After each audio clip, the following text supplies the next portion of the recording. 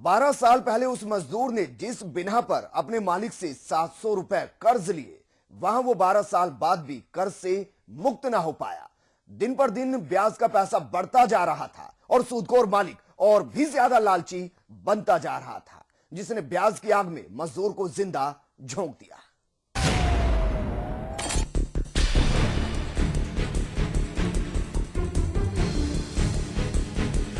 फिरोजाबाद के जिला अस्पताल के बंद वार्ड के भीतर बेड नंबर 6 पर जिंदगी और मौत से संघर्ष कर रहा 40 साल का यह युवक फिरोजाबाद के थाना लाइन पार के आजाद नगर इलाके का बाशिंदा प्रभु दयाल है, जिसका पूरा शरीर आग से झुलसा पड़ा।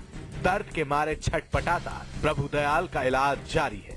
परिवार खून के अश्क बहाने पर मजबूर है, क्योंकि हर कोई जानता है कि अभी भी प्रभु दयाल मौत के मुहाने पर खड़ा है। तकरीबन आग से 80% झुलते प्रभु दयाल को लेकर इलाज करते डॉक्टर भी सकते में हैं। लगभग 80% के करीब जला हुआ है। हाँ, काफी स्थिति गंभीर टाइप की है और फिलहाल इसका हमने एडमिट किया हुआ है और यहाँ पर इलाज चल रहा है। क्योंकि डॉक्टर भी जानते हैं कि चाहे कितने ही कोशिश क्यों ना कर ली जाए, होगा वही जो ऊपर वाले को मंजूर होगा। दुआ और दवा का दौर जारी है। परिवार हर घड़ी प्रभु दयाल की हालत पर नजर बिछाए खड़ा है कि कहीं कुछ हुआ तो नहीं। लेकिन अभी प्रभु दयाल की सांसें चल रही हैं। वो बेड पर बैठा अपनी ही जुबानी खुद के साथ नाइंसाफी बताने के लिए मीडिया से मुखातिब हो रहा है कि किस तरह से उसे 12 साल तक कर्जदार बनाकर रखा गया, लेकिन पैसों के लालची उस ठेकेदार की लालच की भूख नहीं मिटी। हाँ। मैं 700 रुपये उनकी गाड़ी पे बैठा था। हाँ। एडवांस लिया मैंने 700 रुपये। 12 साल काम करते करते हो गए, 700 रुपये उनके निपटे। अभी तक 50,000 रुपये बताते हैं मुझ पर। मैं मना करता हूँ तो मुझे मार के और नीचे डाल के हाथ। चूड़ी कारीगर प्रभु दयाल ने फैक्ट्री के ठेकेदार रुकमपाल से अब से 12 साल पहले 700 रुपए बतौर कर्ज लिए थे, जिस पर ठेकेदार चक्रवर्ती ने ब्याज लगाकर कर्ज का पैसा वसूलना शुरू कर दिया। देखते देखते काफी वक्त निकल चुका था। कर्ज का पैसा चुकाने के लिए प्रभु दयाल इस कदर मजबूर था कि उसने बिना पैसे लिए शैतान ठेकेदार के यहाँ मजदूरी की, लेकिन फिर भी वो कर्ज से मुक्त न हो सका। इस हालात में प्रभु दयाल ने अपनों से मदद की उम्मीद जाहिर की तो उसके रिश्तेदारों ने आर्थिक मदद की, लेकिन 12 साल बाद भी वो कर्ज से मुक्त न हो सका। लेकिन उसे क्या पता था कि ब्याज के पैसे देने में देरी करने पर उसकी जिंदगी छीनने की कोशिश की जाएगी। हुआ वही जो दरिंदा ठेकेदार चाहता था। चाचा के घर से तो चाचा घर पर तो तंता से जाट पकड़ के ले गए, तो मारू मार के जामे आंच लगाए थे। रणवीर पवन कितने लोगों ने लगाई है? बिन्नो भैया वारदात वाले दिन प्रभु दयाल घर में मौजूद था, जिसे साजिश के तहत लालची ठेकेदार रुकमपाल ने फैक्ट्री में आने का बुलावा भेजा। लेकिन प्रभु दयाल जैसे ही ठेकेदार से मिलने पहुंचा, वहां उसे 9 लोगों ने मिलकर बंधक बना लिया। प्रभु दयाल को बंधक बनाकर पिटाई की गई और शैतान ठेकेदार का उससे भी मन नहीं भरा तो प्रभु दयाल पर केरोसिन छिड़ककर उसे जिंदा आग के हवाले कर दिया। 12 वर्ष पूर्व जो है सतीश पुत्र रणवीर सिंह बघेल, इनसे 700 रुपये उधार लिए थे। तो सतीश पुत्र रणवीर सिंह बघेल ने जो है चक्रवर्ती ब्याज लगाते लगाते करीबन 32,000 कर दिया इनको। सूदखोर रुकमपाल की लालची सोच के आगे प्रभु दयाल की लाख कोशिशें जाया साबित हुई। वो 12 साल तक सूद का पाई पाई जोड़कर चुकाता रहा, लेकिन कर्ज के बोझ से मुक्त न हुआ। अब वो जिंदगी और मौत से संघर्ष कर रहा है। परिवार इंसाफ की मांग कर रहा है कि कसूरवार दरिंदे ठेकेदार के खिलाफ कड़ी से कड़ी कार्रवाई की जाए, जो इंसानियत के नाम पर एक वहशी है, जिसने महज 700 रुपए की खातिर एक इंसानी जिंदगी को आग में झोंक दिया। अनिल शर्मा, फिरोजाबाद समाचार प्लस।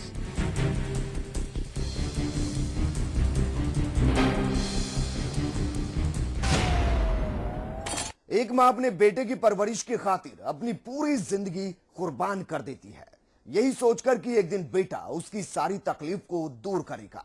लेकिन मुरादाबाद की उस मां को परवरिश का वो खूनी सिलसिला मिला जहां चंद पैसों की खातिर सन के बेटे ने रिश्तों को रक्त रंजित कर दिया।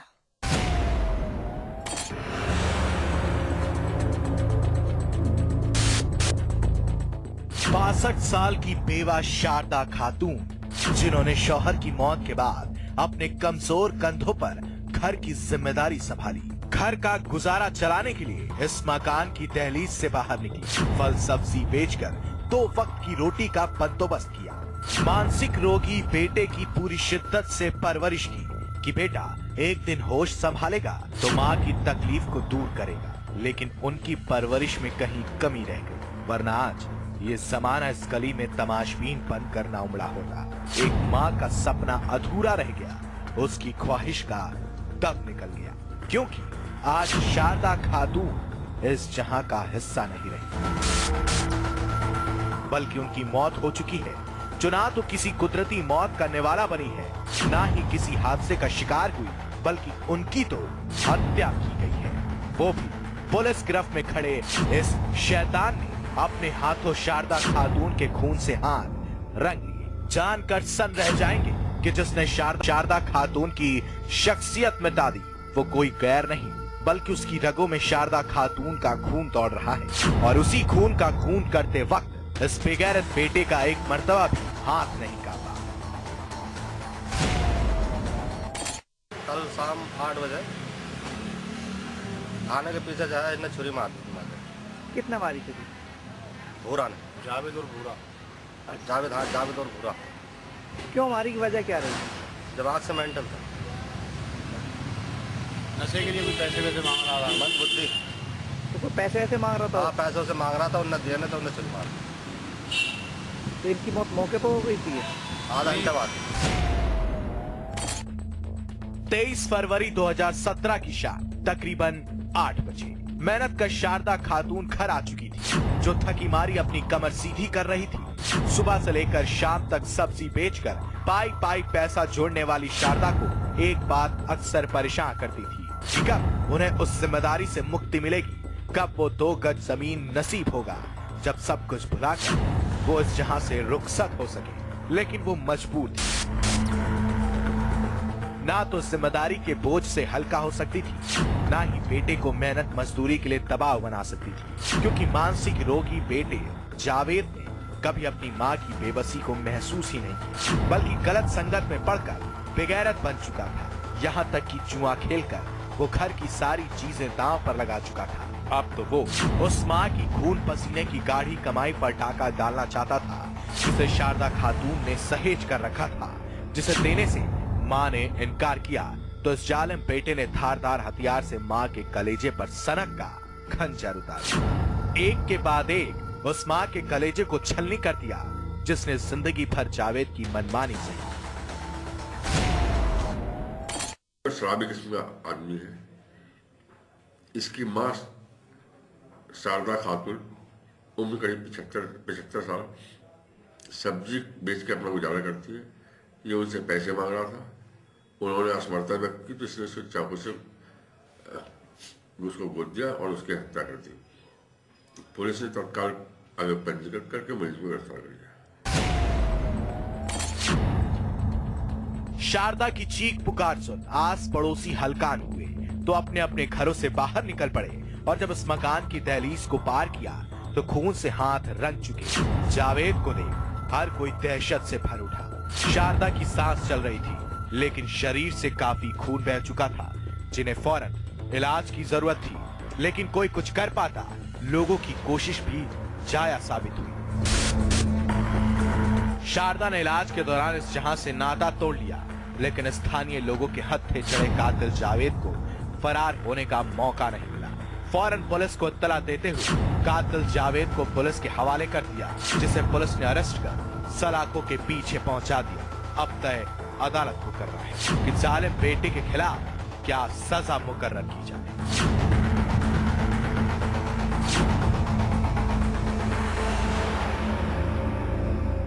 संजय मणि त्रिपाठी, मुरादाबाद, समाचार प्लस।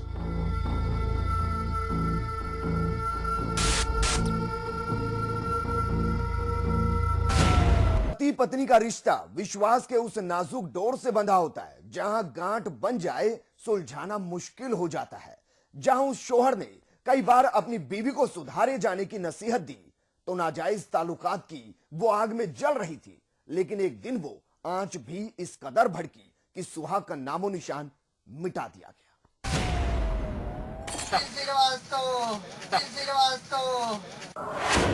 21 फरवरी की देर शाम सीतापुर के थाना सिधौली के गांधीनगर इलाके में उस वक्त कोहराम मचा जब शाम की खामोशी को चीरती एक युवक की चीखने चिल्लाने की आवाज राहगीरों के कान तक गई। इलाके में स्थित लाइफलाइन क्लिनिक के बाहर लोगों की भीड़ उमड़ आई।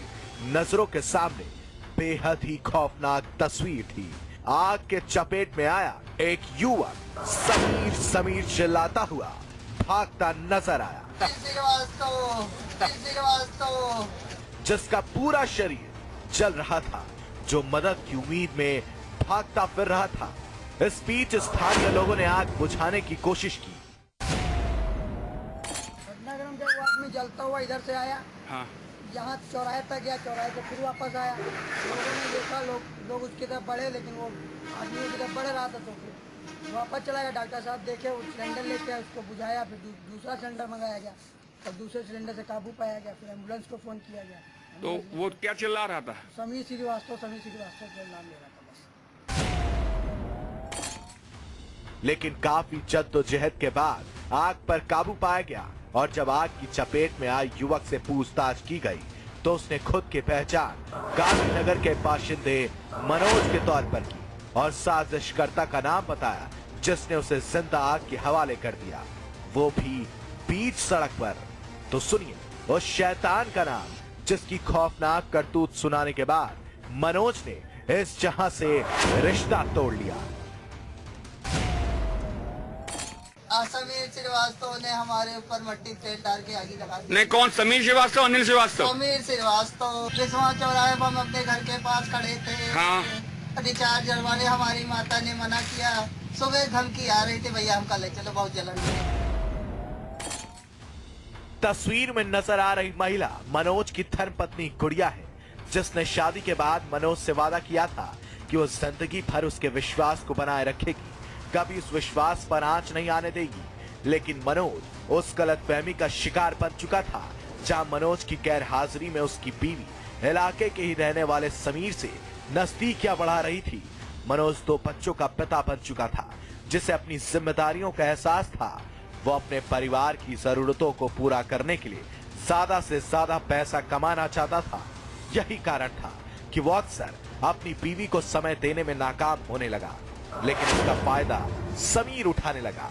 गुड़िया से जान पहचान बढ़ाने के बाद समीर ने गुड़िया से नाजायज ताल्लुकात कायम कर लिए, जहां गुड़िया राजी थी। लेकिन जब इसकी भनक मनोज को लगी तो वो बिखर कर रह गया। मनोज ने अपना घर बदलना मुनासिब समझा, पत्नी को सुधरने की नसीहत दी, लेकिन राह में रोड़ा बने मनोज को हटाने के लिए बेवफा बीवी गुड़िया ने एक कातिलाना साजिश रच डाली।